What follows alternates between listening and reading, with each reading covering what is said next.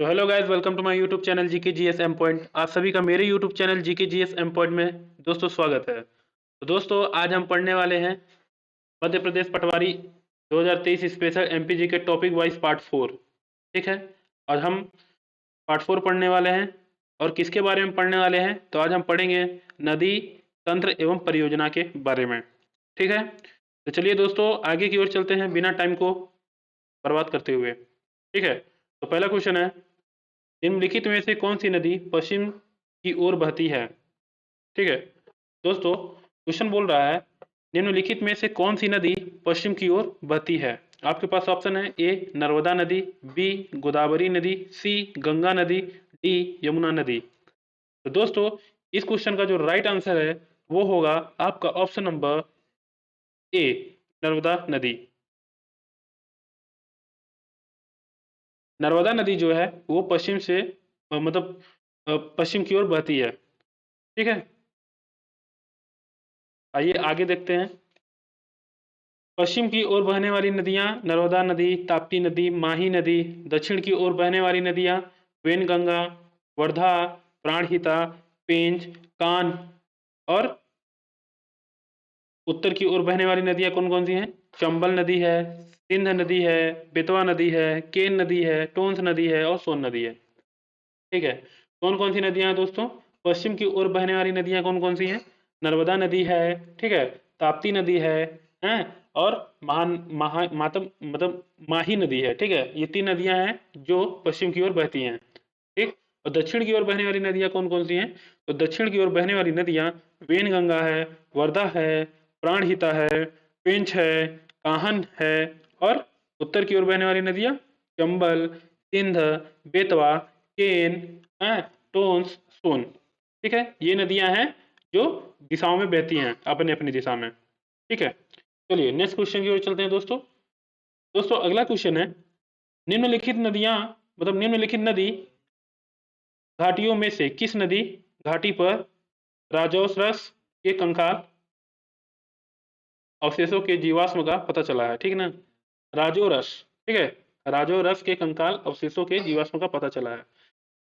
Question का कहना है दोस्तों कि निम्नलिखित नदियां मतलब आपके सामने जो चार नदियां नीचे दी हुई हैं ऑप्शन में, ठीक है, उन नदियों की घाटी में किस नदी मतलब नदी घाटियों में किस नदी घाटी पर राजोस राजोस रस के कंकाल अवशेषों के जीवाश्म का पता चला है? ठीक है, आपके पास ऑप्शन है, ए बेतवा नदी, बी तवा नदी, सी नर्मदा नदी या डी चंबल नदी। तो दोस्तों इसका जो राइट आंसर है वो है आपका नर्मदा नदी। नर्मदा नदी में राजोस के कंकाल अवशेषों के जीवाश्म का पता चला है। ठीक है, चलिए राजोस यानी छिपकलियों के राजा, मांसाहारी डायनासोर के एक प्रजाति थी। ठीक है, प्रजाति है।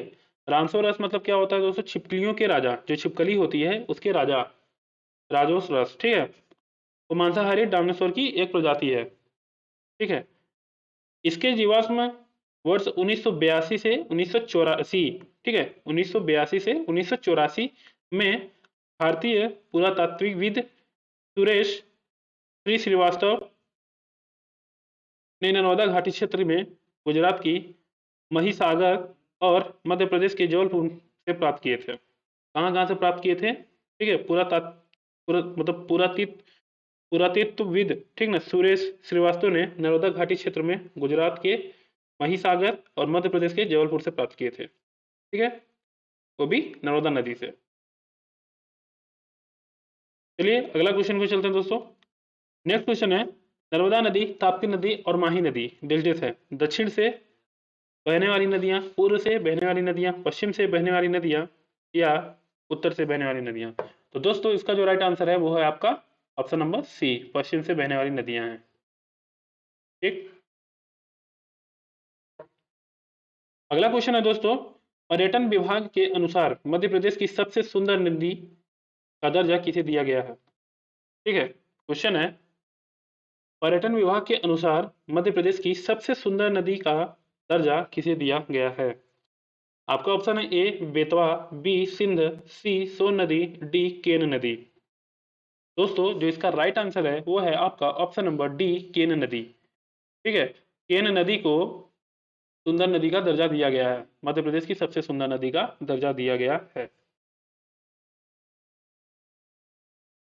केन नदी का उद्गम कैमूर पहाड़ी कटनी जिले से होता है। इसका मुहाना उत्तर प्रदेश के बांदा जिले में यमुना नदी में होता है।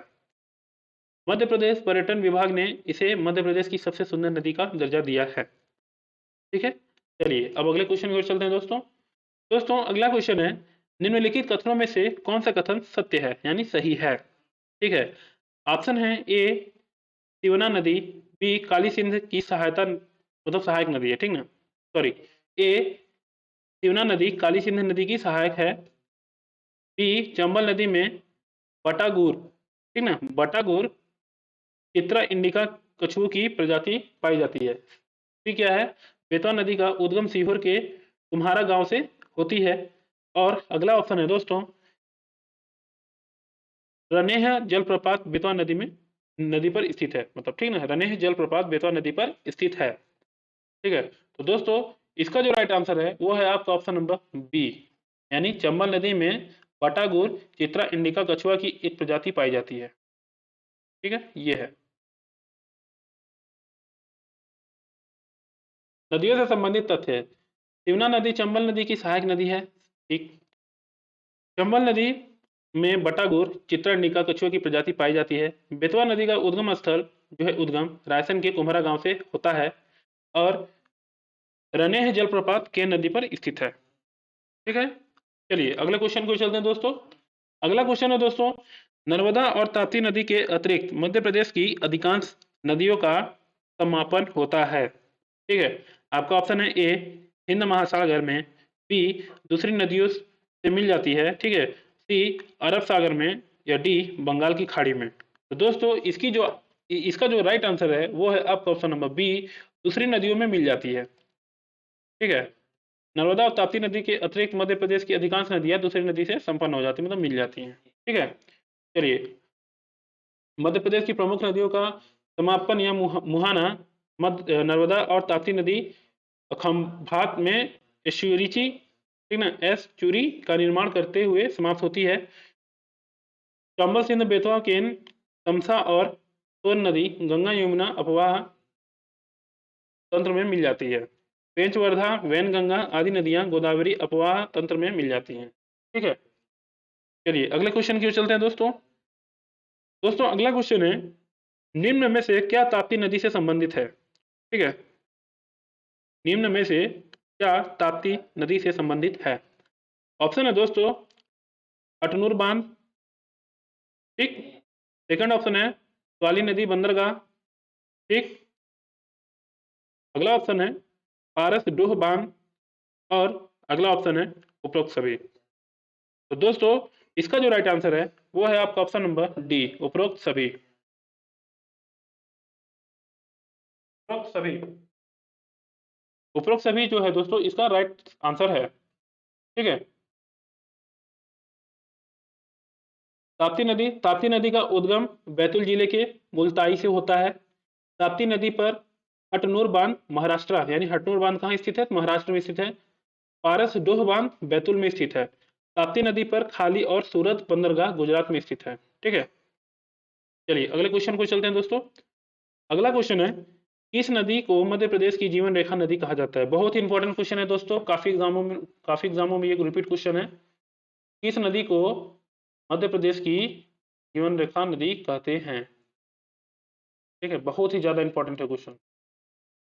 ठीक है, ये बहुत ही ज्यादा इंपॉर्टेंट क्वेश्चन है कि किस नदी को मध्य प्रदेश की जीवन रेखा नदी कहा जाता है। ठीक है, आपके पास ऑप्शन है ए चंबल नदी, बी नर्मदा नदी, सी क्षिप्रा नदी, डी बेतवा नदी। तो दोस्तों इसका जो राइट आंसर है वो है आपका ऑप्शन नंबर बी, नर्मदा नदी। ठीक है, नर्मदा नदी को मध्य प्रदेश की जीवन रेखा नदी कहते हैं। ठीक है, मध्य प्रदेश में किस नदी को मध्य प्रदेश की गंगा कहा जाता है। ये भी बहुत ज्यादा इंपॉर्टेंट क्वेश्चन है दोस्तों, ये भी काफी बार एग्जामों में पूछा गया है। ठीक है, ये जो है मध्य प्रदेश में किस नदी को मध्य प्रदेश की गंगा कहा जाता है। आपका ऑप्शन है ए बेतवा, बी ताप्ती, सी नर्मदा, डी चंबल। तो दोस्तों इसका जो राइट आंसर है वो है आपका ऑप्शन नंबर ए, बेतवा नदी। बेतवा नदी को मध्य प्रदेश की गंगा भी कहा जाता है। ठीक है। मध्य प्रदेश में बेतवा नदी रायसेन जिले के कुम्हरा गांव से निकलकर उत्तर प्रदेश में यमुना नदी से मिलती है। बेतवा नदी के किनारे भोजपुर, सांची, विदिशा, चंदेरी और ओरछा जैसे धार्मिक स्थल स्थित होने के कारण इसे मध्य प्रदेश की गंगा कहा जाता है। ठीक है। अच्छा, क्वेश्चन पूछ सकता है कि बेतवा नदी को मध्य प्रदेश की गंगा क्यों कहते हैं, तो क्योंकि जो क्यों कहते हैं, ठीक ना, क्वेश्चन ऐसे पूछ सकता है। तो दोस्तों मध्य प्रदेश में बेतवा नदी को गंगा इसलिए कहते हैं क्योंकि वो जो उसका किनारा है वो भोजपुर, सांची, विदिशा, चंदेरी और ओरछा जैसे धार्मिक स्थलों से, यानी क्या धार्मिक स्थलों से होकर गुजरती है। ठीक ना, इसलिए उसे गंगा कहते हैं, मध्य प्रदेश की गंगा।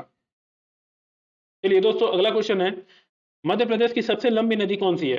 ठीक है, मध्य प्रदेश की सबसे लंबी नदी कौन सी है। आपका ऑप्शन है ए चंबल, बी पार्वती, सी बेतवा या डी नर्मदा। तो दोस्तों इसका जो राइट आंसर है वो है आपका option number D Narmada. Madhya Pradesh की सबसे लंबी नदी कौन सी है, तो नर्मदा नदी है।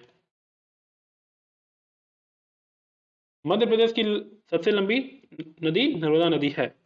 नर्मदा नदी की कुल लंबाई कितनी है, 1312 किलोमीटर।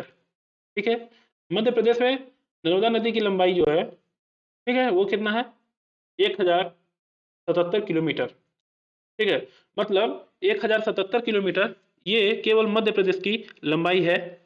नर्मदा नदी की लंबाई मध्य प्रदेश में है, लेकिन नर्मदा नदी की पूरी जो लंबाई है, यानी वो जो अदर स्टेट में भी है, तो उसकी टोटल लंबाई जो है वो है आपका 1312 किलोमीटर। ठीक है, गुजरात में नर्मदा नदी की लंबाई कितनी है, 161 किलोमीटर सीमा सहित।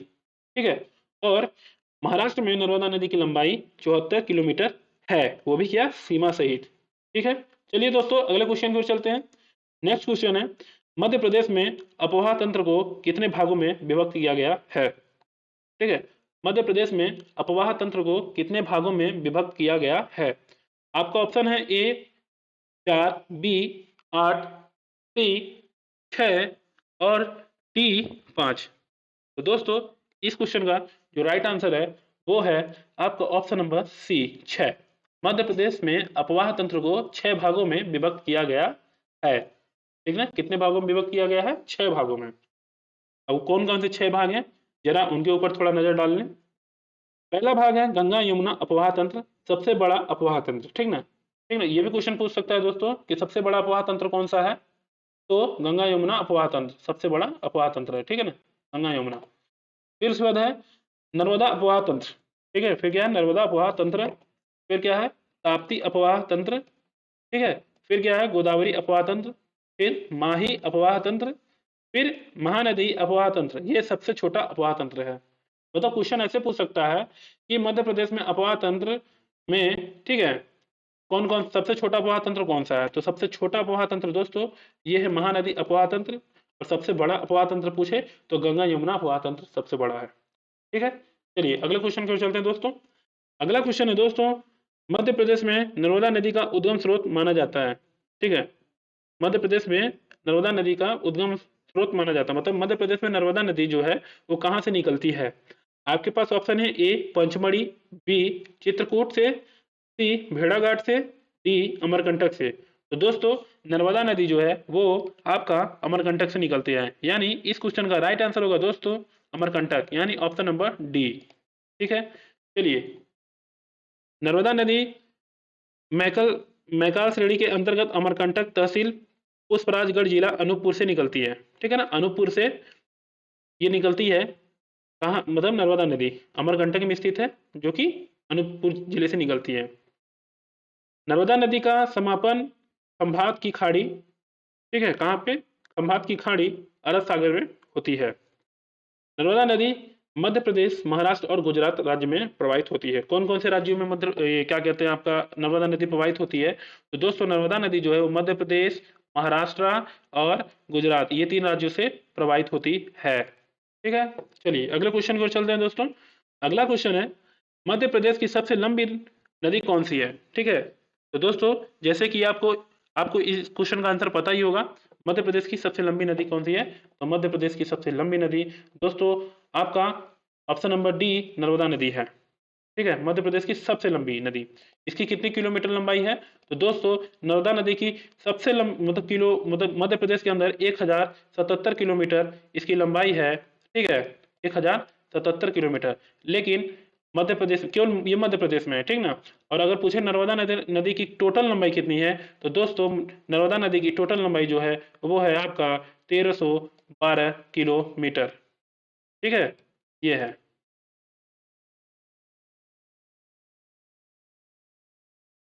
अगर पूछे मध्य प्रदेश में कितनी है तो ये, ठीक ना। और अगर पूछे केवल नर्मदा नदी की कुल लंबाई कितनी है तो ये। ठीक है, चलिए आगे कुछ चलते हैं। नर्मदा नदी की लंबाई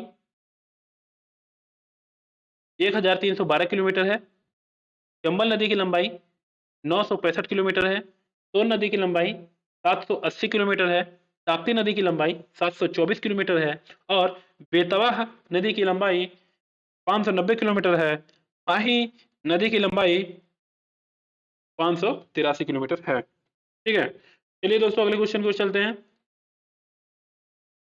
अगला क्वेश्चन है दोस्तों, इनमें से कौन सी मध्य प्रदेश की सबसे दूसरी लंबी नदी है? बहुत सुंदर क्वेश्चन है दोस्तों।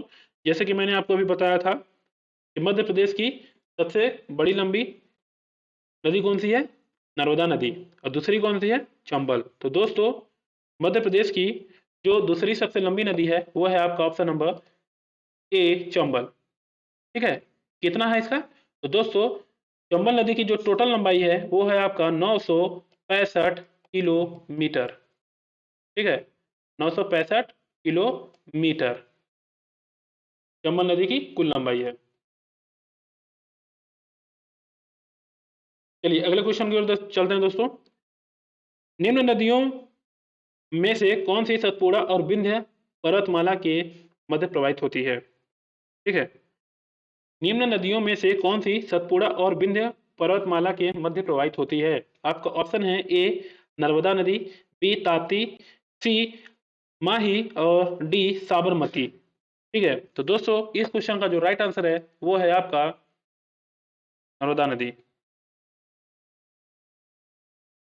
मध्य प्रदेश की जीवन रेखा नर्मदा नदी का उद्गम स्थल अमरकंटक अनूपपुर से होता है। मध्य प्रदेश में नर्मदा नदी सतपुड़ा और विंध्याचल पर्वत के मध्य भ्रष्म घाटी से बहती है। ठीक ना, कौन सी घाटी से? तो भ्रष्म घाटी से बहती है। और नर्मदा नदी एस्चुरी का निर्माण करते हुए खंभात की खाड़ी में गिरती है। ठीक ना, किसका निर्माण करते हुए? तो एस्चुरी का। ठीक ना, एस्चुरी का निर्माण करते हुए खंभात की खाड़ी में गिरती है। चलिए अगला क्वेश्चन को चलते हैं दोस्तों। नेक्स्ट क्वेश्चन है, मध्य प्रदेश की मान नदी इसकी सहायक नदी है। ठीक है, मध्य प्रदेश की मान नदी, ठीक है, मध्य प्रदेश की मान नदी इसकी सहायक नदी है। आपके पास ऑप्शन है ए गोदावरी नदी, बी चंबल नदी, सी नर्मदा नदी, डी यमुना नदी। तो दोस्तों जो मान नदी है वो आपका नर्मदा नदी की सहायक नदी है।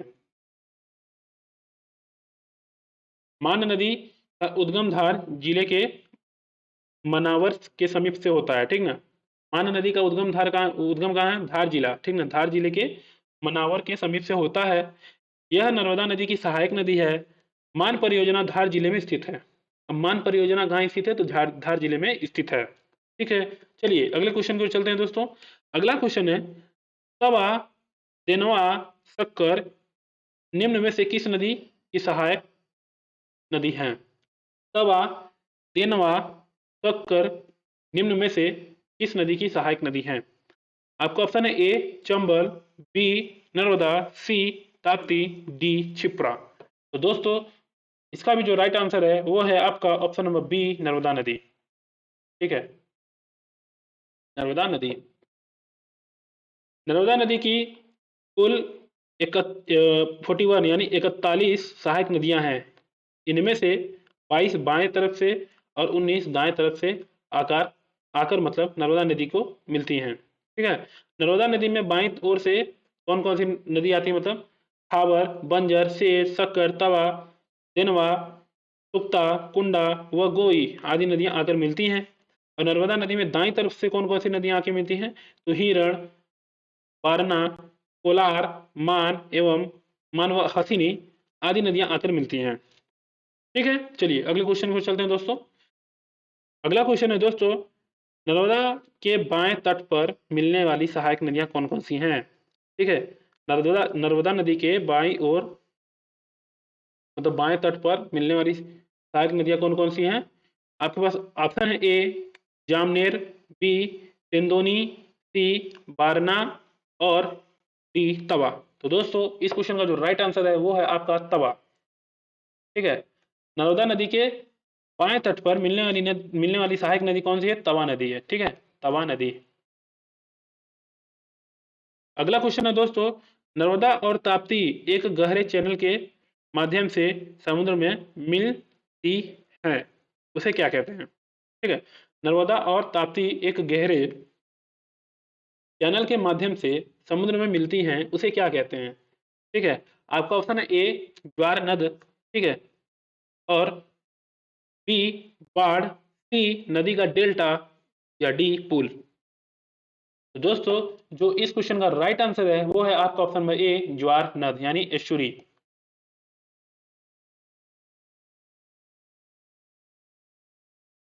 ज्वार नद एस्चुरी। ठीक है, नर्मदा और ताप्ती मध्य प्रदेश, महाराष्ट्र और गुजरात में बहते हुए खंभात की खाड़ी में एस्चुरी का निर्माण करके समाहित हो जाती है। ठीक है, खंभात की खाड़ी में ही ताप्ती और नर्मदा आलियावेट और खालियावेट द्वीपों का निर्माण करती है।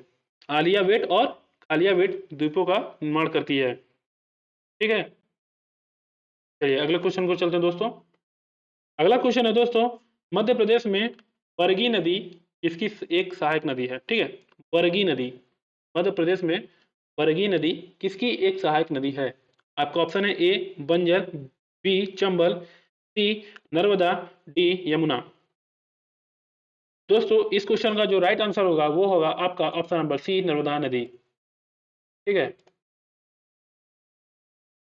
नर्मदा नदी, ठीक है ना, बरगी नर्मदा नदी की एक प्रमुख सहायक नदी है। बरगी जलाशय से जबलपुर शहर को पानी की आपूर्ति की जाती है। मतलब बरगी एक जलाशय भी है जिससे जबलपुर शहर को पानी की आपूर्ति की जाती है। बरगी नदी पर रानी अवंतीबाई बांध जबलपुर जिले में स्थित है। ठीक ना, बरगी जिले पर मतलब बरगी नदी पर रानी अवंतीबाई बांध भी स्थित है जो कि जबलपुर जिले में स्थित है। इसकी जल विद्युत क्षमता 90 मेगावाट है। ठीक ना, 90 मेगावाट का ये इलेक्ट्रिसिटी प्रोड्यूस करती है। ठीक ना, कितने मेगावाट की? तो 90 मेगावाट की। ठीक ना, ये भी। अगला क्वेश्चन है दोस्तों, मध्य प्रदेश में नमामि देवी नर्मदे यात्रा कब प्रारंभ की गई थी? बहुत ही ज्यादा इंपॉर्टेंट क्वेश्चन है दोस्तों। इस टाइप के क्वेश्चन काफी बार एग्जाम में रिपीट होते हैं। ठीक ना, मध्य प्रदेश में नमामि देवी नर्मदे यात्रा का कब प्रारंभ हुआ? ऑप्शन है ए 11 दिसंबर 2016, बी 11 दिसंबर 2017, सी 11 दिसंबर 2018 और डी 15 मई 2017।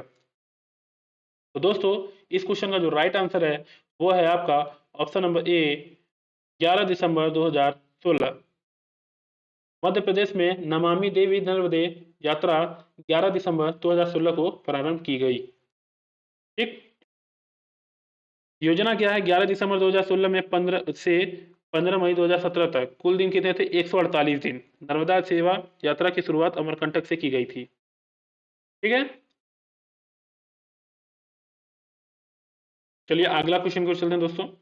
नेक्स्ट क्वेश्चन है दोस्तों, मध्य प्रदेश की किस नदी को खुशी का दाता कहा जाता है? ठीक है, खुशी का दाता। मध्य प्रदेश की किस नदी को खुशी का दाता भी कहा जाता है? आपका ऑप्शन है ए नर्मदा, बी बेतवा, सी चंबल, डी ताप्ती। तो दोस्तों इस क्वेश्चन का जो राइट आंसर है वो है आपका ऑप्शन नंबर ए नर्मदा नदी। नर्मदा नदी को खुशी का दाता भी कहा जाता है। नर्मदा नदी के उपनाम अन्य हैं। क्या क्या उपनाम हैं? इनको इन नामों से भी जाना जाता है। उपनाम क्या क्या है? खुशी का दाता, ठीक ना, गिवर ऑफ प्लेजर, ठीक है, खुशी का दाता, और मध्य प्रदेश की जीवन रेखा। ये दोनों नाम से नर्मदा नदी को जाना जाता है। और अन्य नाम क्या है दोस्तों? मैकासुता, रेवा, शिवपुत्री। ठीक है, ये भी इसके अन्य नाम है। उपनाम इसके क्या क्या है? खुशी का दाता, मध्य प्रदेश की जीवन रेखा। और अन्य नाम क्या है? मैकासुता, रेवा और शिवपुत्री। ठीक है, तो दोस्तों चलिए अगले क्वेश्चन को चलते हैं। नेक्स्ट क्वेश्चन है, नर्मदा एक अलग जल निकासी पैटर्न को दर्शाती है क्योंकि डेस डेस।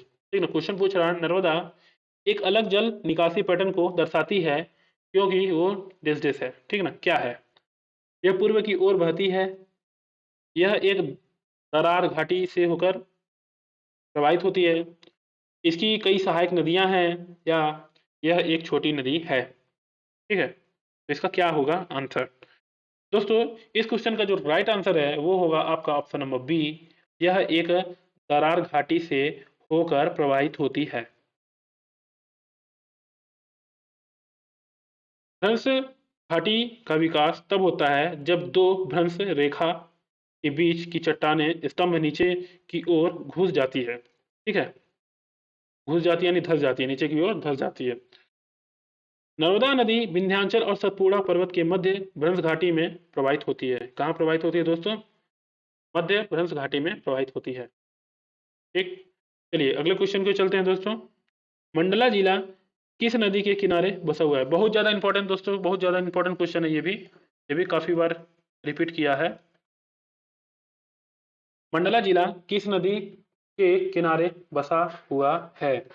आपका ऑप्शन है ए सिंध नदी, बी माही नदी, सी बेतवा नदी, या डी नर्मदा नदी। ठीक है, मंडला जिला किस नदी के किनारे बसा हुआ है? तो दोस्तों जो मंडला जिला है वो आपका नर्मदा नदी के किनारे बसा हुआ है। Option number D is the correct answer. ठीक है, गोंडवाना राज्य की राजधानी मंडला जिला नर्मदा नदी के किनारे बसा हुआ है। ठीक है, मंडला जिला में नाना घाट, ठीक है, राप्ता घाट और संग्राम घाट नर्मदा नदी के किनारे स्थित है। ठीक है, कौन कौन से घाट मंडला जिले में स्थित है? नाना घाट, राप्ता घाट और संग्राम घाट नर्मदा नदी के किनारे स्थित है। ठीक है, गोंडवाना राज्य की राजधानी मंडला, ठीक है, गोंडवाना राज्य की राजधानी मंडला जिला नर्मदा के किनारे बसा हुआ है। ठीक है दोस्तों, आ रहा है ना समझ में? चलिए अगले क्वेश्चन की ओर चलते हैं दोस्तों। अगला क्वेश्चन है, नर्मदा नदी में स्थित राप्ता घाट, नाना घाट एवं संग्राम घाट मध्य प्रदेश के किस जिले में स्थित है? ठीक है, तो दोस्तों आप लोग को तो इसका आंसर पता ही होगा। ठीक है, फिर भी मैं बता देता हूँ एक बार। नर्मदा नदी में स्थित राप्ता घाट, नाना घाट एवं संग्राम घाट मध्य प्रदेश के किस जिले में स्थित है? तो दोस्तों मध्य प्रदेश के मंडला जिले में स्थित है। ठीक है, मध्य प्रदेश के मंडला जिले में स्थित है।